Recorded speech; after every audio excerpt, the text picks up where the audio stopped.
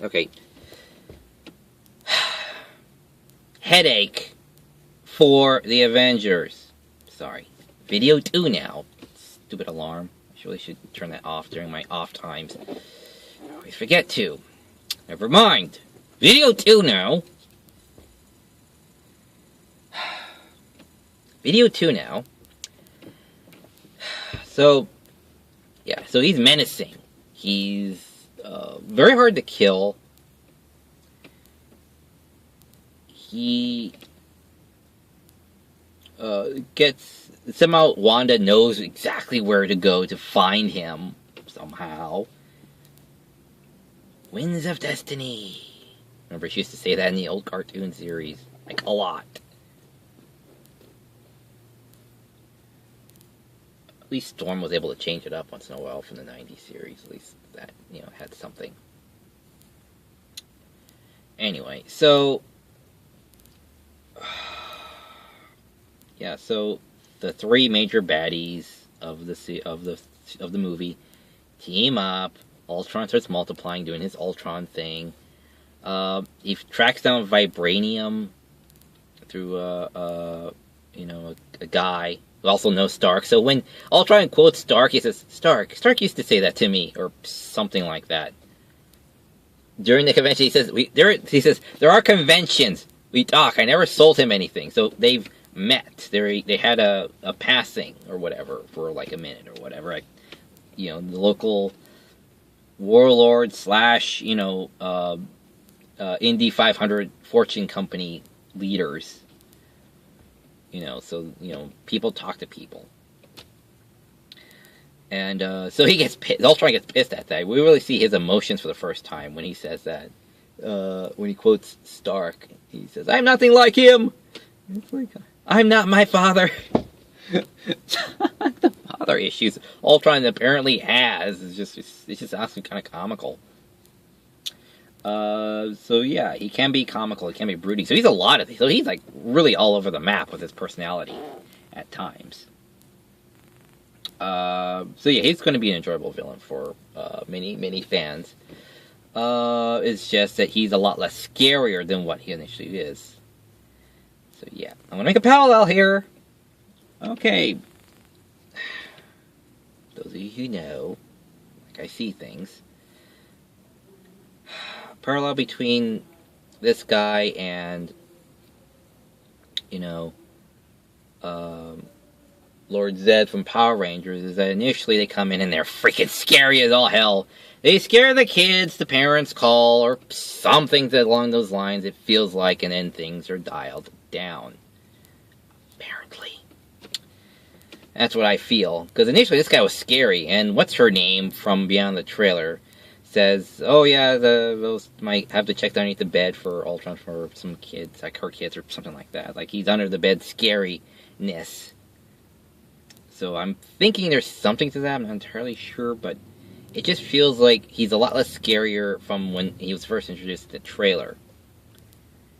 Or I guess we were given a lot more foreboding. But it definitely does pay off here, but his character is just drastically different than what our initial impressions were. It just feels, I don't know, that's just the impression I'm getting. Anyway, back to the plot. What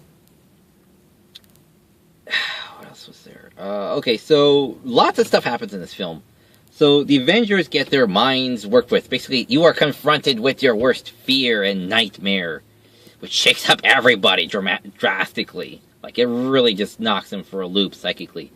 And comically enough, Hawkeye is the only one that doesn't get affected because he manages to use his quick reflex skills to nail Wanda right in the forehead with a neural scrambler, I guess, or something like that. And he says, "Oh no, I've already had the mind control happen to me once. I'm not going to do that again." So he's the only one that gets unaffected.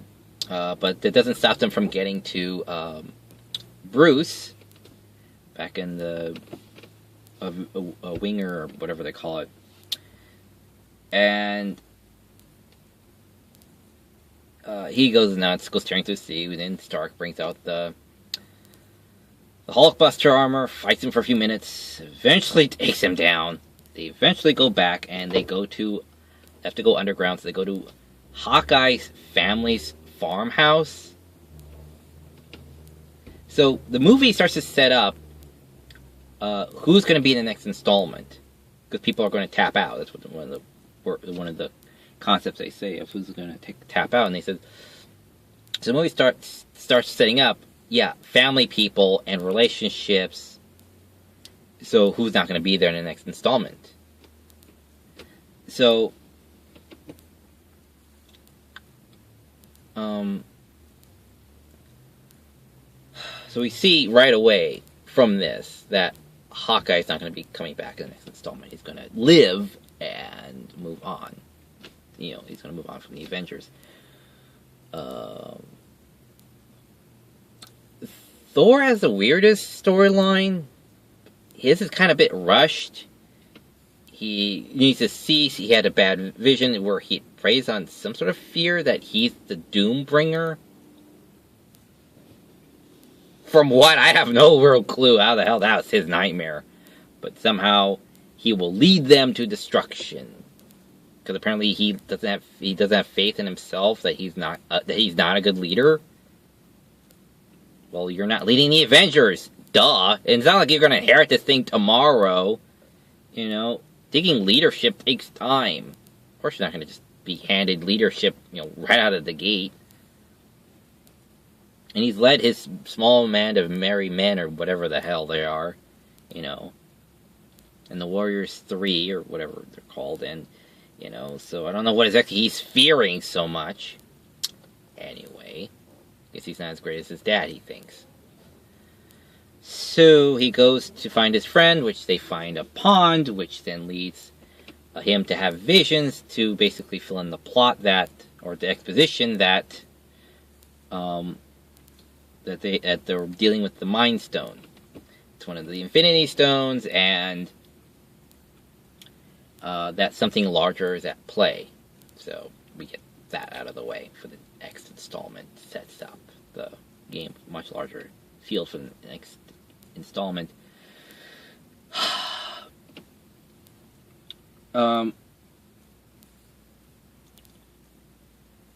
So they go off. They have some more backstory talk with Widow, so we know a bit more about her. We go through a lot of stuff. It's all really good. Cap and Iron Man still at each other. Stark still acting like a child at times, because that's what his personality is. He's childish. And a hoot to be with at parties. Anyway, so he goes through. They finally take a minute, take a breath, get over, shake it off. They get back in the game. They go and track down. Fury comes to them. Apparently he's retired or something. Whatever the heck happened in the end of Winter Soldier. So he comes back and he tells them to, fight them together. And why hasn't he Ultron set off missiles? They said someone is keeping Ultron at bay. So Stark goes off to find out who the heck is that person that's helping us stop Ultron from blowing up the world. Ultron then has a plan to use the Mind Stone to go and recruit the heart of, or whatever, recruit what's her name, who was helping to heal Hawkeye, because Hawkeye got wounded, and they used some sort of molecular something to help graft a new tissue, artificial tissue, onto his stomach or something to help him, heal faster or whatever. They said use that along with the vibranium to create a new life form, which is supposed to be a synth organic biomechanoid of some sort, and that's going to be his new self. He only downloads a partial base program self, but he keeps getting interrupted by the Avengers tracking him down. The Avengers, after destroying a lot of Midtown Tokyo during this epic chase, Black Widow gets kidnapped and taken to HQ. And Wanda and Pedro see oh wait, he's gonna destroy the world! What were the chances of that? I did not see that coming. There's a train across from me. And,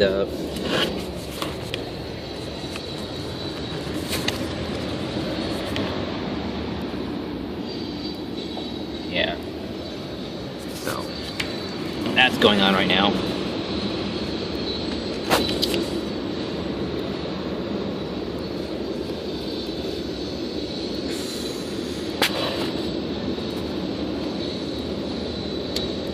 So yeah, there was one of Pedro was like, "What have we done?" type of moments, and it's like, really, you didn't see this coming? I don't know what's really what's up with these two. It's like you're playing with fire here, kids. It's like, really, you didn't know you created an evil murder bot? The Avengers got it in one, so. There. So, what else is there? So they go to whatever city, Middle Eastern, blah blah blah, small town that's getting bombarded by warlords. You know that they liberated in the beginning. They go back there, to try and track down what Altron's planning. They have this is the final confrontation. So they go. Downtown, they talk to Altron. Altron basically eventually reveals that he's going to, because he talks about evolution and extinction and meteors and tries to talk about how the Avengers plan all this and blah blah blah. And so what his big plan is, big reveal here, people, is he's going to lift up part of the town from very high, very low orbit and drop it on, or slam it into the Earth, thus creating a mass extinction. And then we will evolve, or something's going to evolve or live afterwards, and then that will be perfect. It'll be peace in our time. Yeah. Oh, by the way, the song he sings from the trailer, he sings it twice. When he gets to creating, you know, that thing where he's like all Mr. Roboto Frankenstein thing. He talks about strings, how he was tangled up. He doesn't say like the line he says like in the trailer. Nor is it really sung all the way through. But he sings like one part of it goes, "I had strings, but now I was hanging up his strings, but now I don't have strings on me." He sings part of it when he starts downloading himself into various different copies at the compound of the Hydra bunker castle thing. And then just as the scene's about to end, you hear from the Disney cartoon from Pinocchio where he says, "I got no strings on me." And end scene, and then it cuts to somewhere else. So that was kind of good. I wish they would have just said it more. But then he starts singing it a little bit again when at the end, which at this part at the end, when they figure out what Ultron's plan is and all that, and they're fighting him, and Vision, when they meet Vision, second to last scene, when they finally, Stark says, "Let's do this right." He only has partial base coding of Ultron in him. Oh, and I found out where our ally is keeping Vision out of the atomic war game. Thermonuclear war. Global war or destruction or whatever it's called from war games. Anyway, basically it's keeping them out of war games or making this become war games is da-da or dun Jarvis. The remains of Jarvis. Jarvis wasn't killed. He somehow escaped or something, and was helping to protect the world. They did.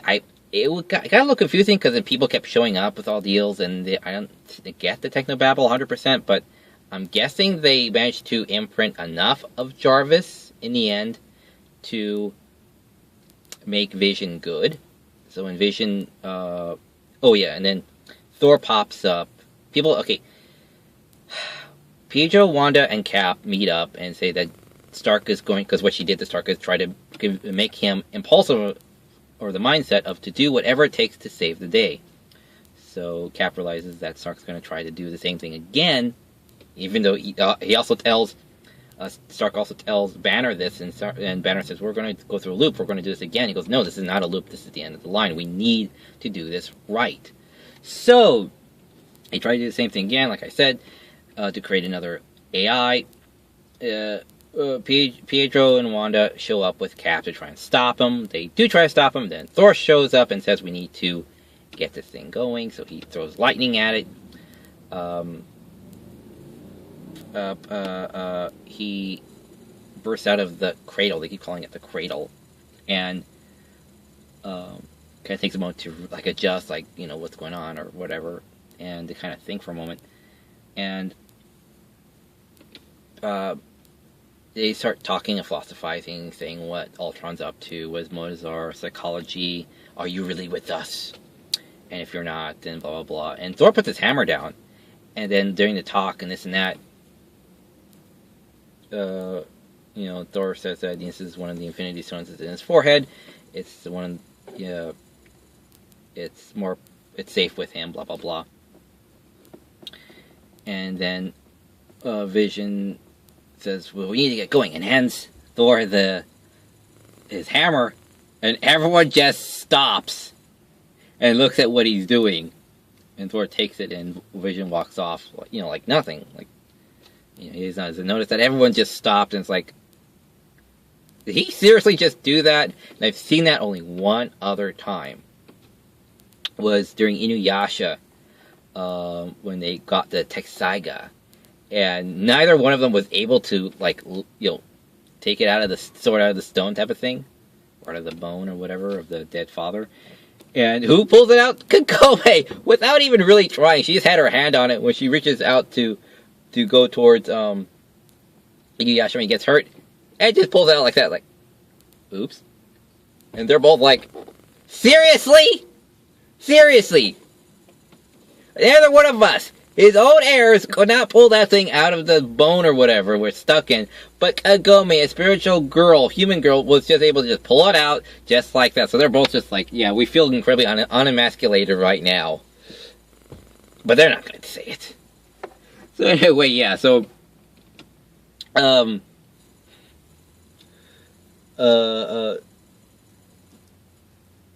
So it's a proof that Vision, to us and the audience and to the rest of the group, that Vision means well, because only thou who is pure of heart and thou is worthy of can lift Mjolnir. And since Vision can lift Mjolnir because he's alive enough, because he's also techno-organic, he had cells that's infused with vibranium, that he's essentially alive. That's why Wanda can feel him dreaming when he was first created. Wait, did I say that part? I don't know if it needs repeating. I forget what her name is, but the Asian chick who created the cradle, she was had the Destiny Heart thing placed on her to give her the blue eyes or whatever to create Vision and all that. So he's basically alive enough. The synthetic cells. So he's alive enough for Wanda to envision and to see the future of what Vision was going to do originally with Altron, if he finished downloading himself. So she was able to see, oh, that's how you're gonna destroy us all. Oh wait, and blah blah blah. Anyway, so Vision looks sleek. He looks nice. He's very organic, and he sounds like Jarvis, which is kind of nice. And so, since Jarvis is apparently not in the mainframe anymore, I'm guessing at this point, so Stark uploads an AI named Friday. So it's a female.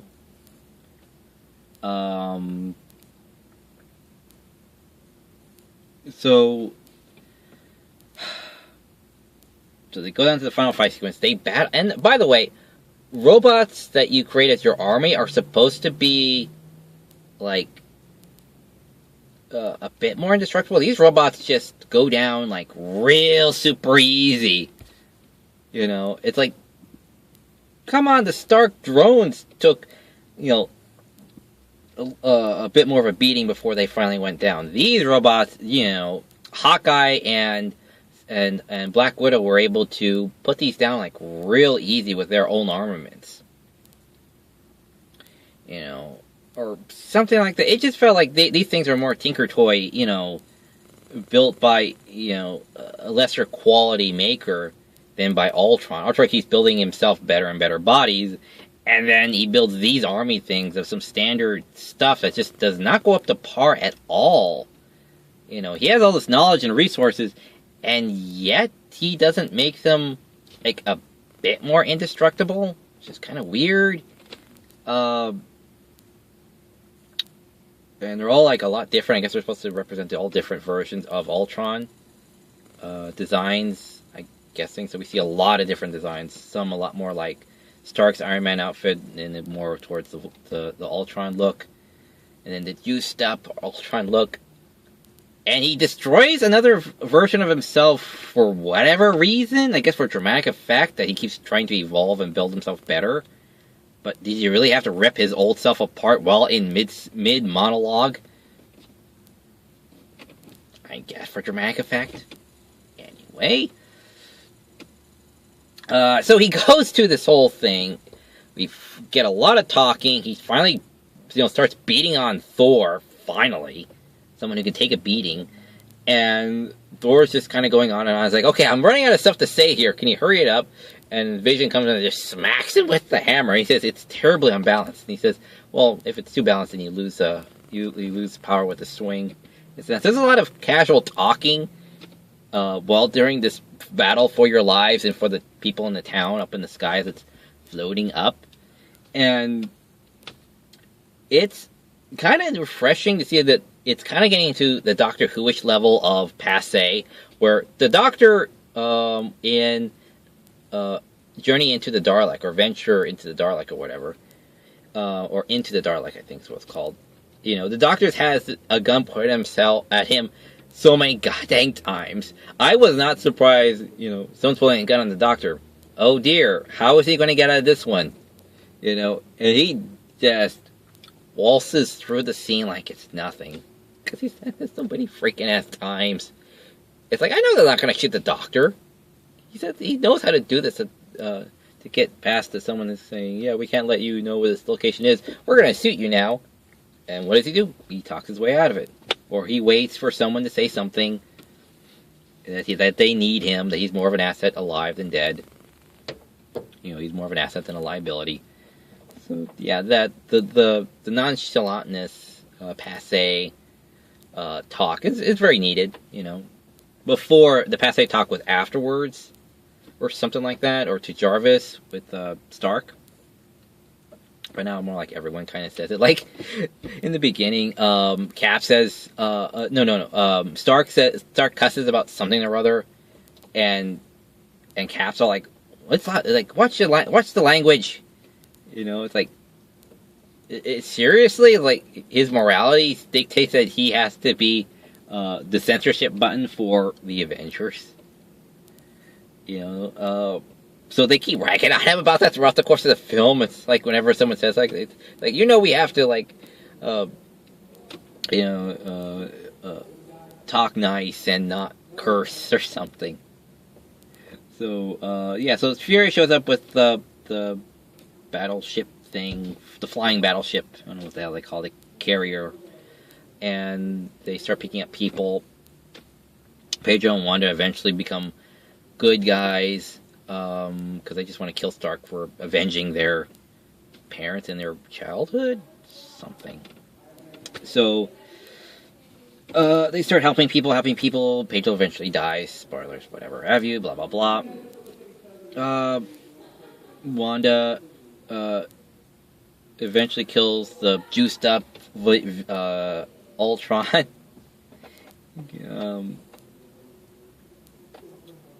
And then one of the last stragglers of the Altron army, reaches up and turns the key or the lock or whatever, and flips the anti-gravity or whatever into reverse, slamming this thing back down. Stark manages to turn it off with Thor's help.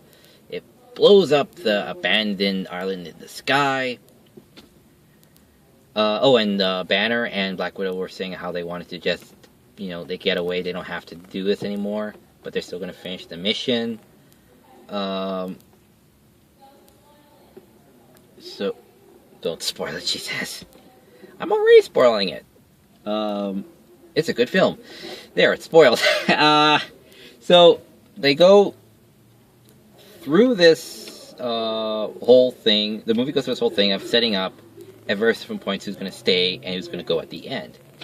Blah,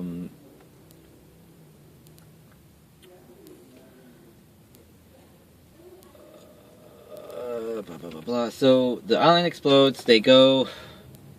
Start saying, okay, who's left standing? Hulk stays in the wing carrier, I think they call it, wing jet, and he turns off the monitor when when Widow's trying to tell him, okay, we need you to turn off the cloaking device so we can track you. He just turns off the screen and just sits there and lets it just fly away. So I'm guessing he's feeling a bit heartbroken that she didn't just go with him to VG or whatever. I'm guessing just go away. And I think you just walk away from this, and she kind of said no. So I'm guessing he just wants to be alone. It was a little bit vague to me at that point. But I'm guessing that's what's happening, so I don't think Hulk's going to come back in the next installment, since he kind of just left. But you can't really count him out. Black Widow's still there. Thor says there's something larger afoot. Oh, and Vision and Altron get one last little scene together, which is very, very nice. Some banter in the last line was saying, the last little chuckle or whatever, little funny line Altron says in the movie. He says, you know, you're adorably or terribly naive. And he says, and Vision says, well, I was born yesterday. Was it, Paul? I don't know about that, but after all, I was just born yesterday. And he zaps Altron. That's the last Altron is dead. So Ultron's now officially dead.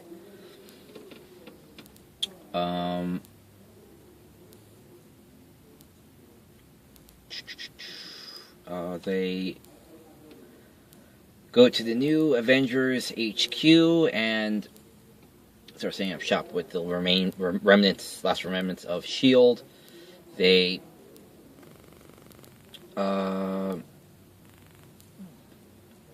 talk about the new guys. They go. Thor leaves to go see about who's the bigger players. You know, this is like there's like 3 different stones have kind of been shown up on Earth. Something like that. So yeah, so they said that he's off to get clues or information from the higher realms or other realms at what's going on. So he's probably not coming back. So he's kind of iffy. Hulk's kind of iffy. Stark says he's leaving for whatever reason. That he's tapping out. He's kind of tired of being the Avengers. Kind of tired of having the weight of the world on his shoulders, I'm guessing. So he might make a small cameo. So these people are kind of like out, but not completely out. We're probably not going to see them in the next installment. So Cap's going to be the new leader. Widow's going to be with him, and most likely they're going to start a romance.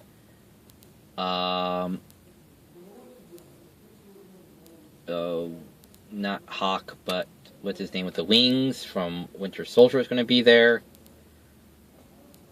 Vision's going to be there. Iron Patriot or War Machine, whichever name he's going to go by. Rhodes, he's going to be there. That's basically everyone, I guess. So that's going to be the new Avengers group.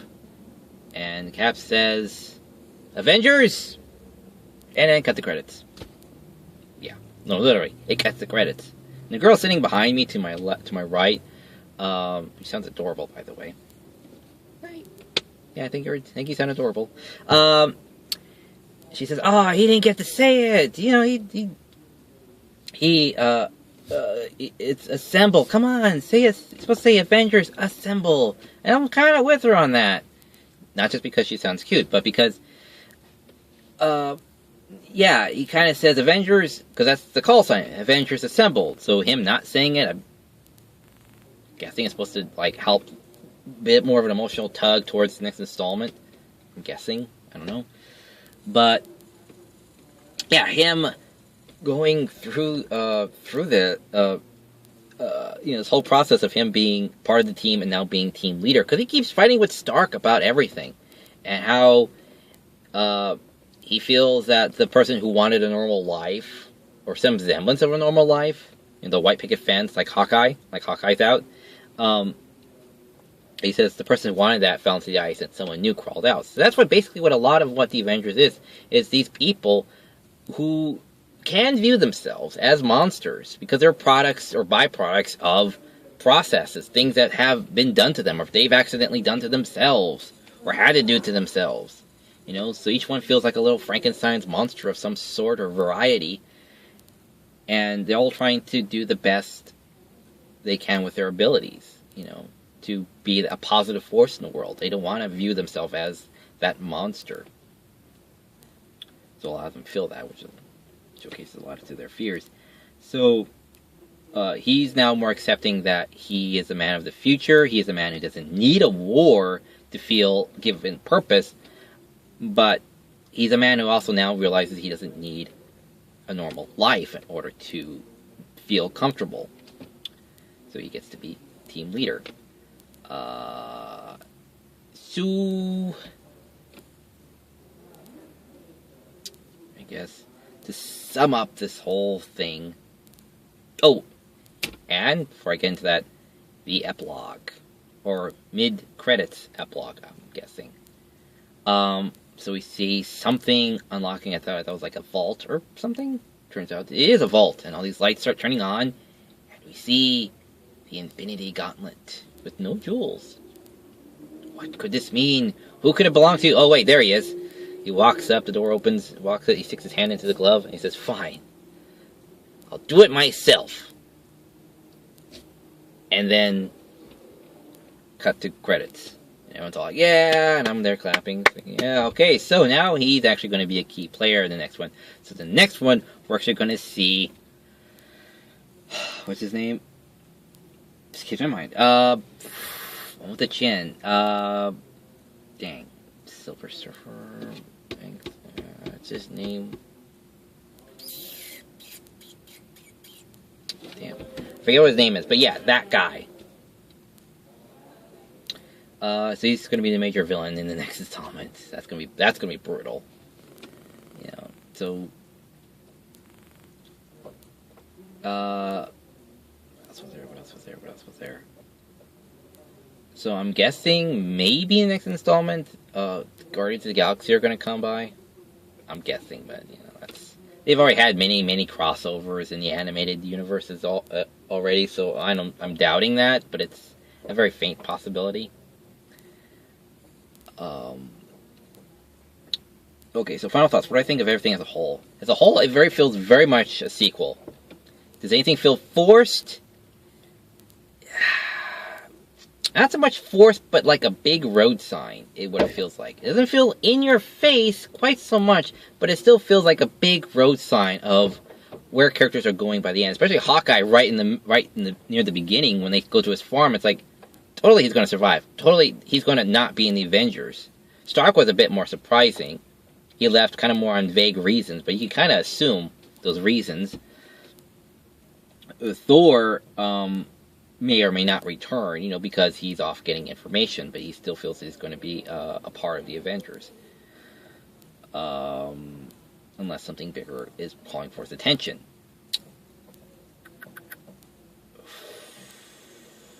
Hulk, I'm guessing just because of a broken heart and kind of because he just doesn't want to hurt anyone. But it's still iffy. So, other than those, setups throughout the film. Oh, and his wife's pregnant. So, Hawkeye's wife's pregnant. It's like, yeah, we're really going to kill off a guy who has a pregnant wife and kids at home. Yeah, we're totally going to do that. So, it's just... but Pedro dies because he saves someone. Hawkeye and some kid who keeps showing up as a kid. What's with this kid? Like, we keep seeing him like 5 times in the crowd. And anyway, so, I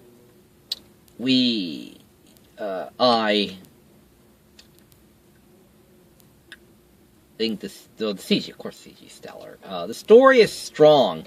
Nothing feels tacked on or for convenience sake, other than Thor. Thor's storyline felt severely rushed because they get from location to location rather fast. It's like, how did you get there? How did you get your friend there to this mirror pool? And your vision kind of went by a little bit fast. So we don't really understand what the heck we just saw too much. It's really fast for that part, for him getting the information. He comes back and says, oh, I know exactly what I just saw, and interpret it perfectly. Okay, one, how do you know that? Or what reference of information do you have? So when he comes back to exposit to everyone, when Vision, to wake up Vision, there comes another one. The other train is a lot slower, so I guess it won't be as noisy. You know, it just feels a little bit more of a convenience info dump to kind of just move the plot along at that crucial point of tension. And so, yeah, that feels a little bit rushed. But everything else does feel proper. The setup between the interaction between a lot of different characters is nice, between Widow and Hulk, Widow and Cap at the end. The fight scenes or choreography are really nice. It's seamless between the actual fighting and the CG. So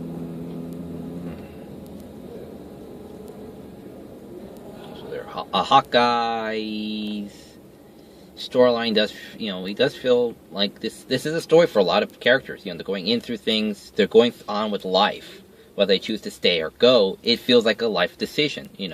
Like this feels like legitimate reasons to leave, legitimate reasons to stay. Like with Cap and everything, him becoming leader, because this is where they are in their lives. So it feels like feels like very realistic reasons and life perceptions. Let's see. Villain-wise, we understand that Ultron is kind of insane and emotionally unstable.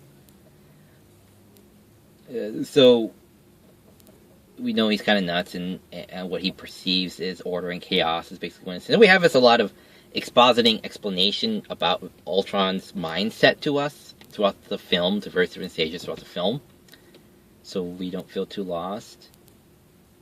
So I'm kind of having to come to grips of previous Ultron's concepts and what this Ultron is. And he just seems more like a smooth criminal to me. It's just, I was expecting something just a bit more robotic is all. So I just have to adjust and assimilate this properly, which I will eventually in the future. So yeah, am I disappointed with Ultron? No, he was quite the villain. Just that the Avengers had a lot to deal with, because there's a lot more players in this. It wasn't just one person. It was a group of capable individuals, And and she was very, very capable. She's a very, very versatile character, Wanda. So, and she's able to get inside their minds and just screw around with them. Really hit the Avengers pretty hard. So, her versatility or abilities, as a villain, being opposing to the Avengers, was really, edge of your seat. Like, this is very interesting. We've never really seen this before. Not really, but it's something we haven't seen in a good while. And but her not knowing like what the heck she started with Stark, it's kind of a bit annoying to me. It's like you set stuff up to create products of this process that you set in motion, and then you're surprised at the outcome. It's like you didn't even look like it doesn't. It kind of feels like you knew what you were doing, but you didn't explain too much of what you're doing. You knew something was going to happen. Then you got something. You got Ultron, and you said, "Okay, good. Now we have this thing. We can help get our revenge on Stark and the Avengers." And then you're surprised that it wants to destroy the world. I don't know. It just feels a bit weird of her capability, perception, and understanding at that point in time in the story. It kind of felt a bit weird to me. I'm pretty sure someone's going to review it or talk about it or make reference to it and explain it probably a bit better, or be annoyed by it as much as I am. So I'm very excited to see that. Hi, Brad and company. Anyway, so what else was there? So yeah, does it leave off on a good note? Yes. Does it set up for a bigger mystery? Yes. Do I recommend this to anybody, shape, way, and form? Yes. Even as a new film, it does give you a lot of it gives you a lot of backstory peppered throughout, and not just in one scene or a backflash too much. It shows basically everything. It tells you everything you need to know, enough about the previous film so that you don't feel too lost, I believe, to newcomers. So, having gone through the movie, I can honestly say yes, I recommend this film. I just don't understand a few things on Wanda. But other than that, yeah, everything was fine. I get Vision. I get Altron enough. The first personality change from the trailer. I get everyone. I understand everyone's character arcs. How they are coming into this film. What changes them, how they interact, and how they go when they leave the film, when the film ends. Everything feels right. Except for Wanda. That's it. So yeah, other than that, that's basically it. The jokes are funny, nothing feels too forced. The quality of humor where people just lay back and kind of just talk naturally while during fights does feel natural, because you've kind of seen them go through this process, where, like I said before, back in Avengers, the first film, they took the invasion very, very seriously. Only Stark is the only one really saying anything too much, or something. They don't talk casually too much. In that film here, they do that a bit more, because now it's a lot more laid back. They said they've been through fights and fights and fights. It's been at least a good year or two as Avengers. It's been a good couple of years as Avengers before they got to this point. So yeah, you can understand that they're going to ham it up a little bit. They're going to talk casually. They're going to crack jokes at people. Like Cap says, Ultron's in the middle of monologuing, and the robot gets destroyed, and Cap says, "What? I didn't hear that. You didn't finish. You didn't what? What?" It's like Cap's just sassing him now, because they've been through fights and fights and fights. So yeah, that's entertaining. So yeah, that's all my final thoughts on Avengers 2: Age of Ultron, and I'm looking forward for the next installment with, what's his name? I forget. I'm probably sure it's gonna come to me in the next 20 minutes. Yeah, Mr. Chin, basically. So yeah, I hope they go into space a little bit, but I doubt it. I don't know what really would be a good stage for, I forget what his name is. It's on the tip of my tongue. I'm sure I'll get it in 5 minutes. I just know, so I turn this off, I'm gonna get it. But since we already had Guardians of the Galaxy, so we already had space as a stage, so I'm not entirely sure what the next stage would be. Possibly another dimension? Maybe? But yeah, it was really to say. But until then, fair intrepid viewer. Oh, and Stan Lee does make an appearance. they're there during the party before they try playing Thor's hammer and all that. They were having this thing, and Thor pulls out this little bottle of booze, and he said, "This has been distilling for or fermenting for 1,000 years at a thing on a ship, bottles of some ship." And Stanley's character says, "Dude, we were not meant for mere mortals." He says, "Neither was Normandy or whatever. So just quit trying to scare us, kid." He says, like, "All right." Pours him the drink, and they carry the old man away. And he says, drunken out of his glory, he says, "Excelsior." That kind of laugh, that was very funny. I like that. Here comes another one. Boy, this place is busy with trains tonight. I wonder the theater's pretty far away. Oh, that's one of those truck things. Here.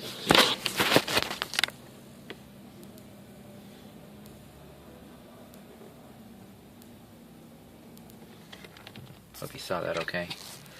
Yeah, it's one of those things from like Lethal Weapon 3 or something like that. Or Lethal Weapon 2, I forget. But anyway, yeah, so interesting place, this theater. Anyway, so they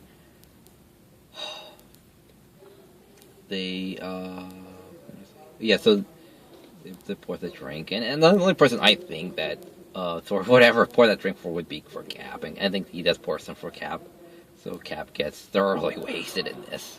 So his superhuman abilities are kind of put to the test with this super other dimensional, otherworldly drink, which is nice. That's appropriate. I don't think he's gonna get drunk any other way. So that's it. So take care again, fair intrepid viewer, and until next time, see you on the other side of the screen. Bye.